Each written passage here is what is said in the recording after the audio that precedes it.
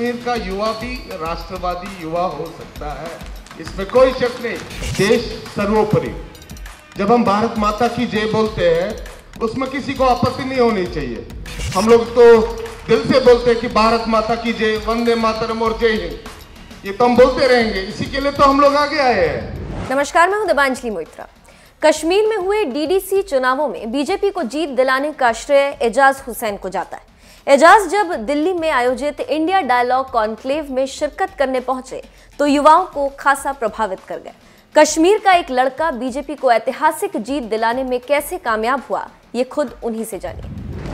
आज ये डीडीसी का इलेक्शन लड़के जीत करके इतिहास बना के यहाँ बैठे हैं। इतिहास इसीलिए क्योंकि कोई सोच नहीं सकता था कि कश्मीर में कोई चुनाव बीजेपी जैसी पार्टी, बीजेपी को वहां पर वोट मिल सकते हैं, जीत सकती है बीजेपी, और वहां पर ये डीडीसी का चुनाव जीते। और सिर्फ चुनाव नहीं जीते रहे, बल्कि जितने वहां 60% से ज्यादा पोलिंग हुई थी और इनको जो है 50% वोट अकेले इनको मिले थे। ये इतिहास बनाकर यहां तक पहुंचे। और आज जब मैं ये बात कह रहा हूं ना, तो एक बात और कह रहा हूं, ये मेरी बात यहां खत्म नहीं हुई है, एक बात और कह रहा हूं, आप लोग गांठ बांध लीजिएगा।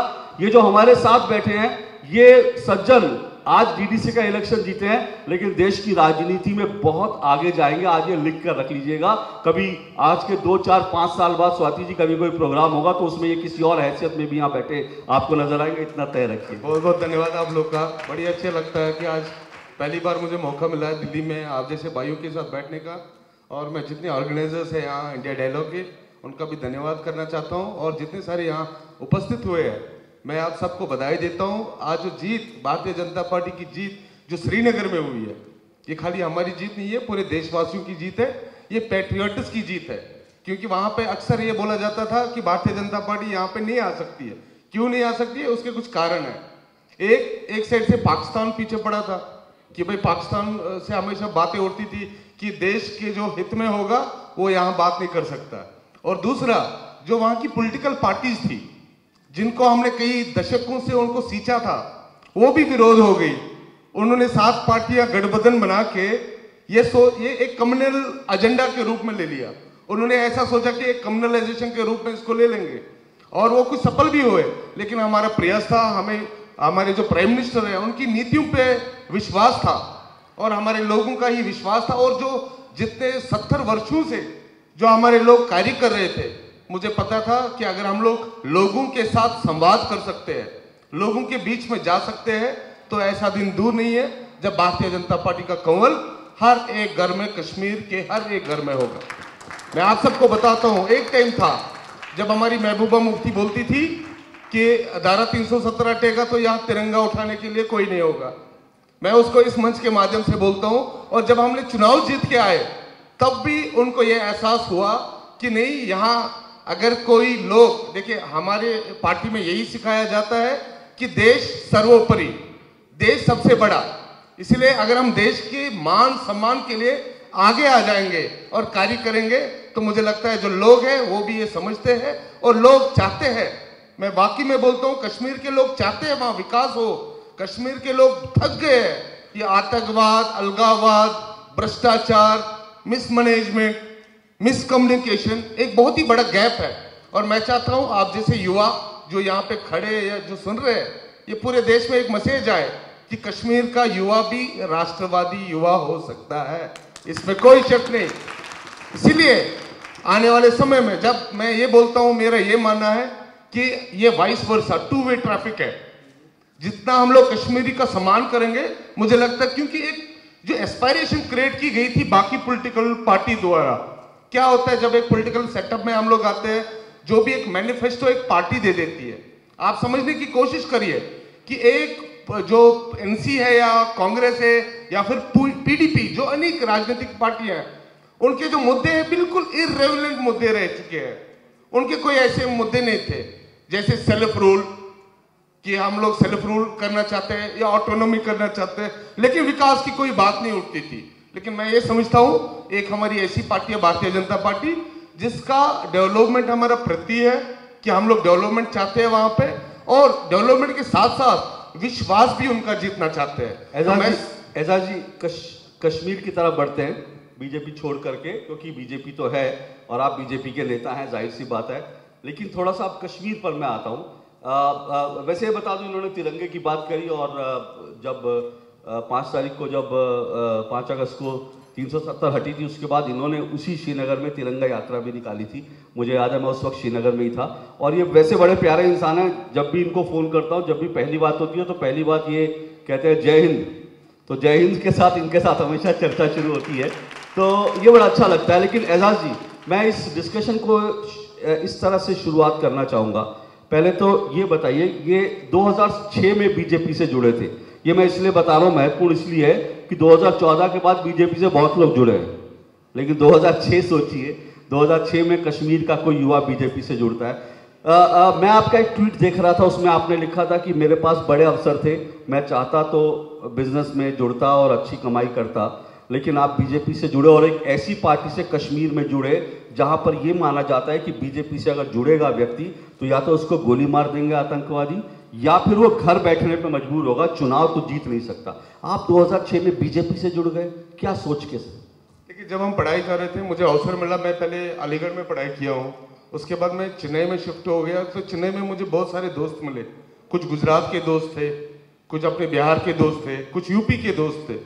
तो अक्सर हमें ये बोला जाता था कि भाई गोधरा कांड हुआ है, कोई ऐसा कांड हुआ है। तो हमने थोड़ा समझने का प्रयास किया उस चीज को। जो मेरे दोस्त थे, मैंने ये देखा कि गुजरात जैसे मॉडल मुसलमानों के लिए तो फिट मॉडल है। आप देखिए ना, अगर हम सिक्योरिटी फोर्सेस की बात करेंगे, गुजरात में 14% मुसलमान है, लेकिन वहां के सिक्योरिटी फोर्सेस में 27% मुसलमान है। तो ये एक मिस प्रोपेगेशन था एक हिसाब से। और मेरा दिल था, जब हम स्लोगन देते थे कि भारत माता की जय, और तो बाकी जगह कांग्रेस हो या सीपीआईएम हो, बाकी पार्टियां हो, वो तो अपनी अपनी जय जयकार करते थे। लेकिन एक मुझे ये लगा, नहीं, एक हमारा देखे, अपनी राजनीति से उठ के आना चाहिए। सबसे पहले तो देश सर्वोपरि होना चाहिए। जब हम 1947 से देखते आ रहे थे कि कश्मीर में इतना अत्याचार होता है, जो पड़ोसी देश है वो उनका षड्यंत्र रहा है हमारे युवाओं के प्रति, मार दाड़ किसी न किसी एंगल से, उनकी जो पॉलिसी रही 1000 कट्स, वो कोशिश कर रहे थे। और मुझे लगा कि नहीं, एक वातावरण होना चाहिए। एक ये नहीं था कि हमारी सरकार आ जाएगी तो उसी से होगा। हम लोग सरकार के पीछे नहीं है, हम लोग भारतीय जनता पार्टी के पीछे नहीं है, लेकिन राष्ट्रवादी सोच के पीछे है। हम चाहते थे कि राष्ट्रवादी सोच उभरनी चाहिए, आने चाहिए आगे। और मुझे अच्छा लगा कि जब हम वापस आए, हमने कार्य करना स्टार्ट किया, एक भारतीय जनता पार्टी ने भी एक प्लेटफॉर्म दे दिया, और उस प्लेटफॉर्म के माध्यम से हम लोग आगे बढ़ते गए। और आज उसका प्रयास है कि आज जहां ये बोला जाता था कि यहाँ तिरंगा उठाने के लिए कोई नहीं होगा, अभी आपने हाल ही में देखा, जब 26 जनवरी के कार्यक्रम हुए, कम से कम 1000 स्थानों पे वहां कार्यक्रम हुए। मैं आपको बताता हूं, 2016 में जब हमारे कैप्टन तुषार और कैप्टन पवन जी जहां शहीद हुए थे, ईडीआई में एक जगह है जहां हमारे 2 वीर जवान शहीद हुए थे, तो हमने कोशिश की उस टाइम की हम लोग तिरंगा यात्रा निकालेंगे। जब हमने अपने गवर्नमेंट से परमिशन ली तो उन्होंने दी नहीं, उन्होंने बोला नहीं, इस तिरंगा यात्रा के लिए हम लोग परमिशन नहीं दे देंगे क्योंकि यहाँ लॉ एंड ऑर्डर प्रॉब्लम होगी। फिर तब भी हमने कोशिश की और हमने वो सफल रूप में वो निकाली, और आज उसी का प्रयास है। कुछ मुझे ऐसा लगता है कुछ हमारी भी कमियां रह चुकी वहां पे। जैसे हमारी सरकारें होती थी, अगर हम तिरंगा यात्रा निकालना चाहते वहां पे तो उनको क्यों रोका जाता था? परमिशन लेनी पड़ती थी। परमिशन लेनी पड़ती थी वहां पे कि भाई आप तिरंगा यात्रा अपने देश में ही, अपने तिरंगा उठाने के लिए आपको परमिशन लेना पड़े। मैं ये समझता हूं आज वो चेंज हो चुका है। आज वहां का जो युवा है वो आगे आना चाहते हैं, अपनी देश की ओर निगाहें डालना चाहते हैं, और मैं समझता हूं अपने देश। एजाज भाई, आपने एक शब्द का इस्तेमाल, आप राष्ट्रवाद की बात कर रहे हैं, आप राष्ट्रीयता की बात कर रहे हैं। दिल्ली में या देश के अन्य हिस्सों में बहुत सारे लोग जो हैं वो कहते हैं कि राष्ट्रवाद तो एक बड़ी ऐसी चीज है जो बड़ी कट्टरपन है, और इसमें व्यक्ति जो है वो कहीं ना कहीं पीछे रह जाता है जब आप राष्ट्रवाद की बात करते हो। दिल्ली में ऐसे बड़े बड़े पत्रकार हैं जो ये खुलेआम कहते हैं कि भारत माता की जय एक कम्युनल नारा है। ऐसे में एक कश्मीरी के लिए, कश्मीरी युवा के लिए जब आप राष्ट्रवाद की बात करते हैं, उसके मायने क्या है? देखिए, मैं सबसे पहले ये बोलता हूं कि देश सर्वोपरि। जब हम भारत माता की जय बोलते हैं, उसमें किसी को आपत्ति नहीं होनी चाहिए। भारत हमारा देश है, ये हमारी माँ है, और माँ को हम हमेशा ऊपर उठ के देखना चाहते हैं। तो यही एक चीज है कि हम लोग तो दिल से बोलते हैं कि भारत माता की जय, वंदे मातरम और जय हिंद, ये तो हम बोलते रहेंगे। इसी के लिए तो हम लोग आगे आए हैं। हम लोग कोई राजनीति करने के लिए नहीं आए हैं, ना हम लोग किसी को अपील करने के लिए आए हैं। हम लोग चाहते हैं कि देश में जो अखंडता है वो रहनी चाहिए। हम रहे ना रहे, हमारा देश रहना चाहिए, हम लोग रहे ना रहे। तो इसीलिए मैं समझ, ये जो आप कह रहे हैं, ये जावेद अख्तर साहब ने भी एक बार संसद में जब वो सांसद थे, उन्होंने भारत माता की जय कहा था। तो बहुत सारे मुस्लिम हैं जो ऐसा मानते हैं, लेकिन आप जैसे या जावेद अख्तर ने जो कहा था, ऐसे बहुत सारे क्योंकि आप मुस्लिम हैं और मैं कोई कम्युनल लाइन पे नहीं कह रहा, लेकिन क्योंकि एक तर्क दिया जाता है कि भाई भारत माता की जय कहना या वंदे मातरम कहना ये इस्लाम इजाज़त नहीं देता। लोग कहते हैं कि भाई हमारे लिए तो जो है एकमात्र अल्लाह जो है हमारे लिए पूजनीय है, हम कैसे भारत माता की पूजा कर सकते हैं। नहीं, ऐसा कुछ नहीं है, ये मिस इन्फॉर्मेशन है, मिस इन्फॉर्मेशन के रूप में इसको लिया जाता है। मैं ये समझता हूँ जो लिबरल मुसलमान है, जो पढ़े लिखे मुसलमान है, जैसे मैं कश्मीर से बिलोंग करता हूँ, हम लोग को भी जब हम बचपन में थे हमें कश्मीरी में बोलते थे मौज कशीर, यानी हमारी माँ कश्मीर। मेरी बात समझे? तो जब हम लोग पूरे देश का सम्मान करते हैं तो मुझे नहीं लगता किसी मुसलमान को आपत्ति होनी चाहिए। हाँ, कांग्रेस और अनेक जितने पार्टी है, इन्होंने एक दल के रूप में मुसलमानों को लिया था। ये उनकी डेवलपमेंट नहीं करना चाहते थे, ये उनका विकास नहीं जानते थे, लेकिन पॉलिटिकल एजेंडा के तौर पे, कम्युनलिज्म के तौर पे उनको इस्तेमाल करते थे अपने वोट बैंक के लिए। लेकिन इस बार नरेंद्र मोदी जी के नेतृत्व में जो पिछले 6 साल से जो सरकार चल रही है, जो भी माइनॉरिटी के कार्य हुए हैं, मैं आपको बताता हूं। अभी हमारे कश्मीर में देखिए, आपको धारा 370 हटने के बाद इतनी सारी स्कीमें आई वहां पे, जो ऐसे सारे कानून थे जो वहां पे लागू नहीं होते थे। जैसे एससी और एसटी कम्युनिटी के लोग, उनको आज तक नागरिकता नहीं देते थे वहां पे। क्या ये इनजस्टिस नहीं था? क्या ये ह्यूमन राइट्स वायलेशन नहीं था? और दूसरा, आप देखिए राइट टू फ्री एजुकेशन, यहाँ पे तो पूरे देश में हर किसी को एजुकेशन फ्री हो ऐसा हमने सुना था, लेकिन हमारे जम्मू कश्मीर में ऐसा कोई राइट नहीं होता था। इसी तरह ज्वेलन एक्ट, आपकी वुमेन एम्पावरमेंट एक्ट, ऐसे हमारे जैसे हमारी महिला, हमारी बहनें, अगर वो कहीं और शादी करती थी, उसको वहां उनकी नागरिकता छीनी जाती थी। ये कहाँ का इंसाफ था? मैं तो बोलता हूँ धारा 370 हटने के बाद अगर पहला कुछ हुआ है तो ह्यूमन राइट्स का सेफगार्ड हुआ है, उसके बाद देखेंगे डेवलपमेंट क्या है। इंस्टीट्यूशनल चेंज लाई हम लोगों ने, हमने आज एक बहुत बड़ा इंस्टीट्यूशनल चेंज लाया। इंस्टीट्यूशनल चेंज जब हुई है, उसके बाद हम लोग गवर्नेंस की ओर बढ़ेंगे। गवर्नेंस में हम लोग सक्सेसफुल हो जाएंगे तो आप देखेंगे आने वाले टाइम में जिस प्रकार से बाकी राज्य आगे बढ़ रहे हैं, जिस प्रकार से बाकी राज्य काम कर रहे हैं आत्मनिर्भर भारत के लिए, उसी प्रकार से इकोनॉमी को और बढ़ा देने के लिए जम्मू कश्मीर का भी अपना एक योगदान होगा।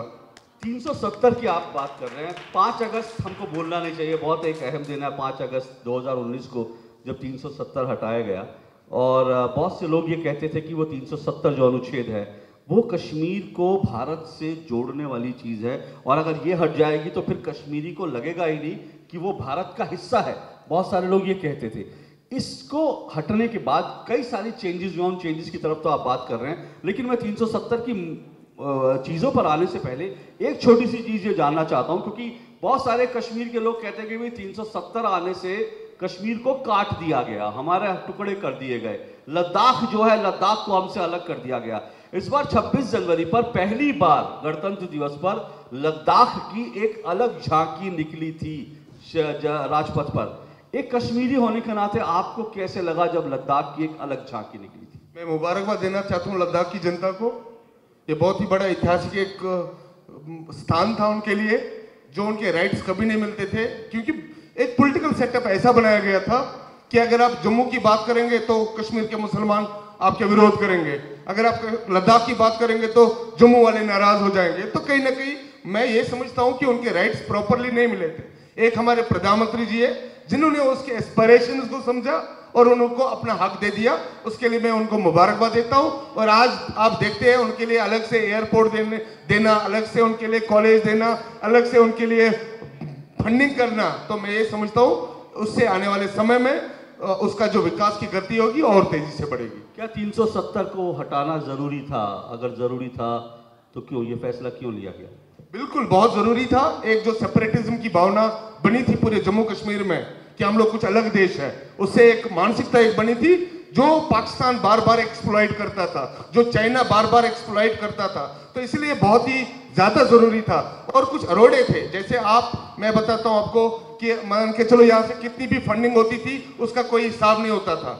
आपको वहां कोई एजेंसी नहीं होती थी जो वहां पे आपको हिसाब लेंगे। आपको राइट टू इंफॉर्मेशन नहीं होता था। उससे जो वहां की जो डेवलपमेंट की गति है वो कहीं ना कहीं स्लो हो रही थी। और जो हमारे नेता थे उनके पॉकेट्स बढ़ते थे।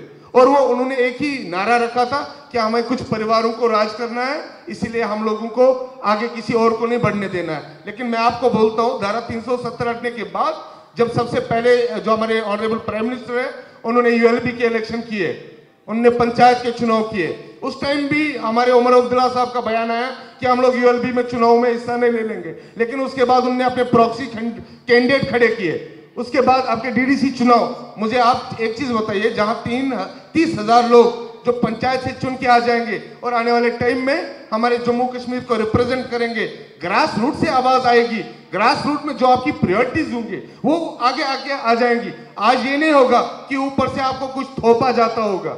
आप अपनी पंचायत से जो आपके प्रायोरिटीज है वो आगे लेके आ जाइए और उसमें भागीदारी ले लीजिए। पर एजाज जी, लोग कहते हैं, पीडीपी नेशनल कॉन्फ्रेंस कहती है कि आप पंचायत स्ट्रॉन्ग करने की बात कर रहे हो, आप डीडीसी चुनाव कह रहे हो, विधानसभा तो है नहीं, हम लोगों की जो राइट्स है, जो एक विधायक जो है हमारे लिए कर सकता है वो सब तो है नहीं। आप कहते हो कि जम्मू कश्मीर पिछड़ा है, वो लोग कहते हैं कि जम्मू कश्मीर देखिए वहां भुखमरी नहीं है, वहां कोई भूखा नहीं मरता, वहां की जो अगर पर कैपिटल इनकम जो है इतनी अच्छी है, तो वो कहते हैं कि हम लोग तो पहले ही देश से बहुत आगे हैं। तो आप लोग क्यों इस तरह की बातें कहाँ? आपको आप बताइए ना, जो पर कैपिटा इनकम 90,000 के करीब पूरे देश भर में है, वही जम्मू कश्मीर में 60,000 के करीब है।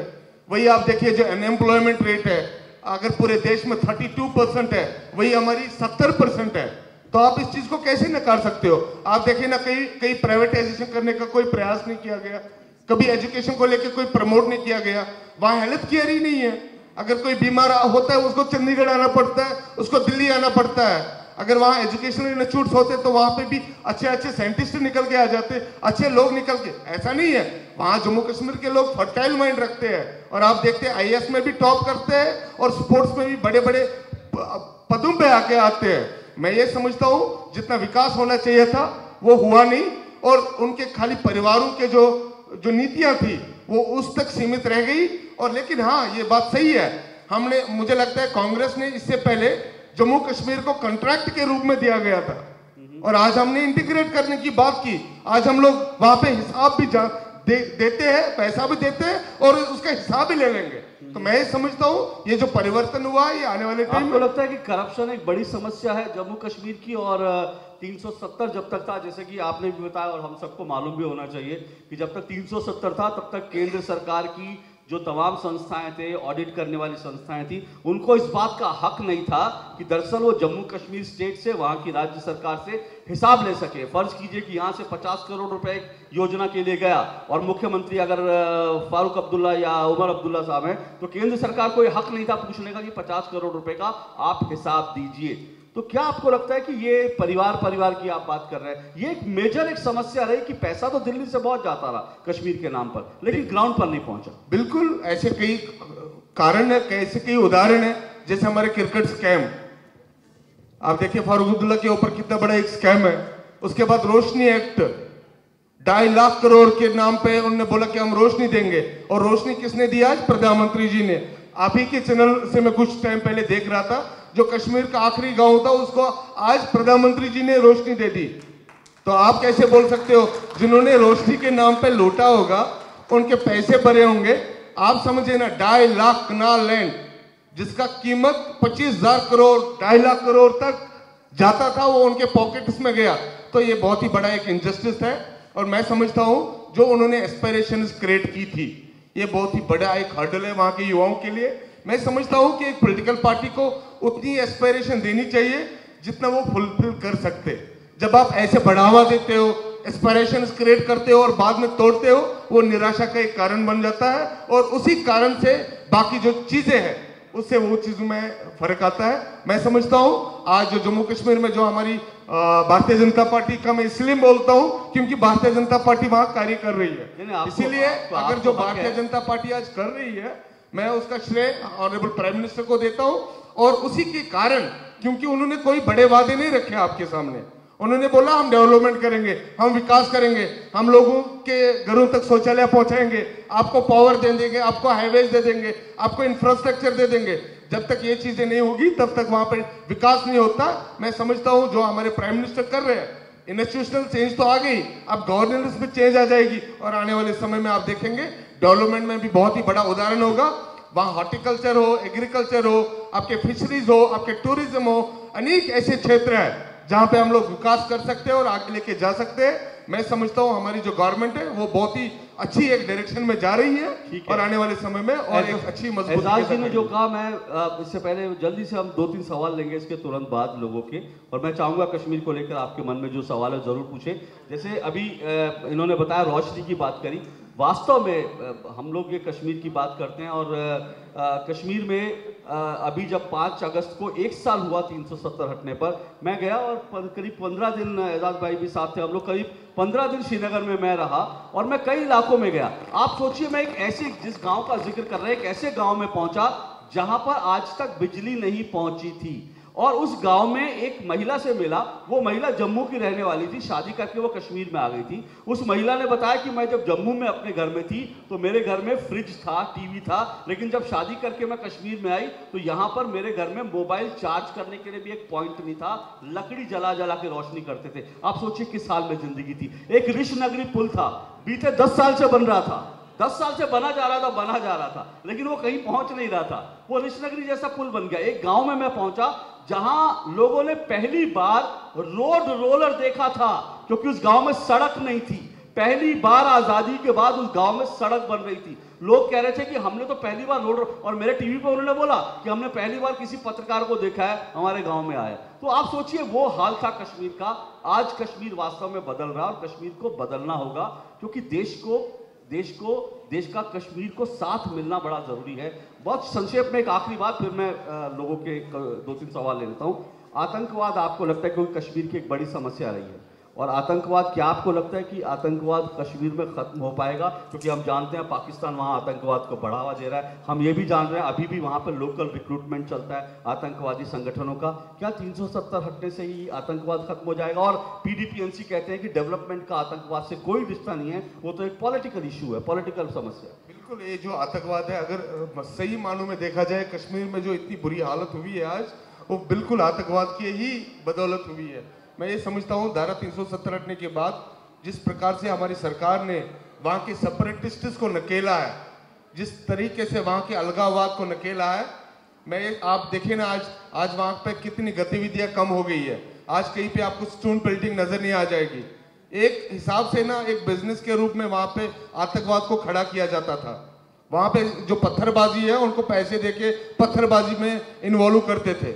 मैं ये समझता हूँ हमारी गवर्नमेंट को प्रयास करना चाहिए, उनको जो अनएम्प्लॉयमेंट है, जो अनएम्प्लॉयड यूथ है, उनके लिए कुछ सोचने की आवश्यकता है। जैसे मैंने पहले ही बोला कि हमारी जो पूरे देश में जो एवरेज अनएम्प्लॉयमेंट है वो 34% के करीब है, और वही हमारे जम्मू कश्मीर में 70% से ज्यादा अनएम्प्लॉयड यूथ है। तो उनके लिए कुछ आवश्यकता है सोचने की, उनको एंगेज करने की आवश्यकता है, और उनको अपॉर्चुनिटीज देने की आवश्यकता है, और सुनने की भी आवश्यकता है। मैं ये समझता हूँ आतंकवाद आखिरी चरण में है वहां पे। आने वाले समय में वहां का युवा आगे अपने देश की ओर निगाहें डाल के देख रहा है, जिस प्रकार से हमारी सरकार काम कर रही है, जिस प्रकार से हम लोग एवेन्यूज उनके लिए खड़ा करना चाहते हैं।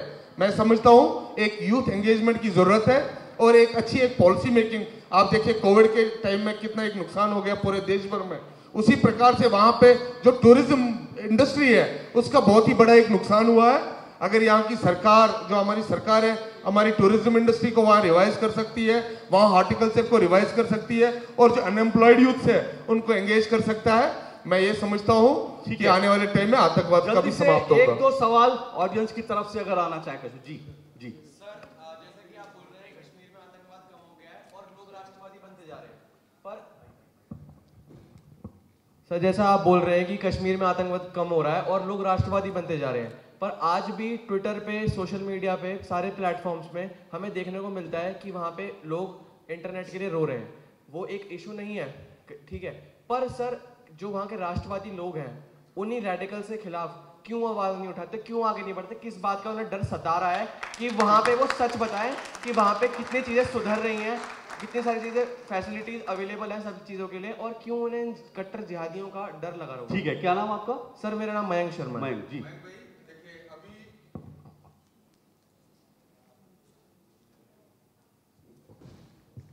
मयंक जी, आपने अच्छा सवाल किया। आपने बोला कि 4G होना चाहिए। मुझे एक सवाल का जवाब दे दीजिए, क्या पहले जान वहां की कीमती है या उतना ही इंटरनेट देना जिससे उनकी फैसिलिटी बनी रहे? सर दूसरा, आप सुनिए, आजकल पूरे देश में एक इंफॉर्मेशन वॉरफेयर बहुत ही बड़ा एक समस्या बनी हुई है। आप समझने की कोशिश करिए, पाकिस्तान की ओर से पहले आतंकवाद को बढ़ाने के लिए वहां गन को इस्तेमाल किया गया, लेकिन अब वही गन के बजाय इंफॉर्मेशन वॉरफेयर वहां पे शुरू किया गया है। आज आप देख सकते हैं, आप गूगल करिए, आज भी पाकिस्तान से कॉल सेंटर्स जो दुबई में बैठ के कॉल सेंटर चलाते हैं, आप जो कमेंट सेक्शन में देखते हो कि कश्मीरी कोई लिखता है अपने देश के खिलाफ, वो एक्चुअल कश्मीरी नहीं लिखता है, वो जो उस पार लोग बैठे हैं उनका इतना बड़ा एक सेटअप बना है कि वो इंफॉर्मेशन वॉरफेयर में हमसे आगे है। और मैं चाहता हूं आप भी मतलब कम्युनिकेट करिए, ऐसा नहीं है। मैं आपको फिर से बोलता हूं कि हमारे जो कश्मीर के जवान हैं वो देश के हित में, आप देखिए ना हमारी सिक्योरिटी फोर्सेस में कितने लोग शहीद हो जाते हैं, कितने पुलिस वालों ने वहां बलिदान दे दिया, क्या वो मुसलमान नहीं थे? इसलिए मैं समझता हूं ये मुसलमान और हिंदुओं की बात नहीं है। और एक चीज, जब वहां से हिंदू माइग्रेट करके गए उसमें मुसलमान ने भी माइग्रेशन की। मैं भी तो एक मुसलमान हूं, हमारे ऊपर भी आतंकवादी ढूंढते रहते हैं कि भाई कहां मिलेगा इसको मारेंगे, क्योंकि उनको राष्ट्रवादी सोच अच्छी नहीं लगती है। और जो डर है, आखिर में तो डर होता ही है, अगर आपकी जान बचेगी तब ना आप कुछ कर पाओगे। और वहां के लोग ये चाहते हैं कि अपने देश के साथ आगे बढ़ना। और मैं ये समझता हूं जो फियर साइकोसिस वहां पे क्रिएट किया गया है उसको हम लोग आने वाले समय में दबाएंगे। रणदीप जी का सवाल। रणदीप जी, आज बड़ी खुशी की भावना वहां पे खिली हुई है जब से भारतीय जनता पार्टी के कुछ प्रत्याशी वहां से जीत के आए। मैं इसलिए भारतीय जनता पार्टी का बार बार नाम लेता हूं क्योंकि एक भारतीय जनता पार्टी एक ऐसा संगठन है जो देश के हित में बोलती है, और जो बाकी पॉलिटिकल पार्टीज वहां पे खड़ी हुई थी वो अपने परिवारों के प्रति बोलती थी। और आज जो वहां पे राष्ट्रवादी एक ताकत खड़ी हुई है, मैं ये मानता हूं कि पहले जो कांग्रेस थी वो एंटी नेशनल्स के ऊपर ज्यादा सोच लगाती थी, और आज वो चेंज हो गई है। आज राष्ट्रवादी लोगों की ओर निगाह है, हमें उनको एम्पावर करने की जरूरत है और इनकरेज करने की जरूरत है। उससे आने वाले टाइम में वहां पे और एक गति से, मजबूती से हम लोग खड़े हो जाएंगे। चलिए, एक आपको छोटा सा आंकड़ा दे दूं कि 2016 में बुरहान वाली मारा गया था, उसके बाद वहां पर बहुत सारे पत्थरबाजी की घटनाएं शुरू हुई थी। 2020 का आंकड़ा यह है कि 2016 की तुलना में 2020 में कश्मीर में, जम्मू कश्मीर में जो पत्थरबाजी की, स्टोन पेल्टिंग की घटनाएं होती थी उनमें 90% की कमी आई है, और आतंकवादी घटनाओं में 60% की कमी आई है। समय इतना ही है, लेकिन रैपिड फायर के तौर पर एजाज भाई 30 सेकंड में जल्दी से जवाब दीजिए। 2 साल बाद आप अपने आप को कहां देखते हैं? मैं देश का सिपाही हूं और देश का सिपाही बन के रहूंगा, और आने वाले टाइम में कश्मीर राष्ट्रवादी लोगों के एक भूमि बने, और जो बाकी प्रदेश है वो भी जम्मू कश्मीर के लोगों को उतना सम्मान दे। बस मेरी यही अपेक्षा है। इसी अपेक्षा के साथ मैं भारत माता की जय, वंदे मातरम, जय हिंद। बहुत बहुत शुक्रिया एजाज भाई, बहुत बहुत अच्छा लगा। जोरदार तालियां एक बार एजाज भाई के लिए हो जाए। मैं आपसे फिर कह रहा हूं कि आज ये डीडीसी चुनाव जीत के आए हैं, लेकिन एक दिन ऐसा भी आएगा कुछ बड़ा और करके आएंगे हमारे बीच में। बहुत बहुत धन्यवाद आप लोग का।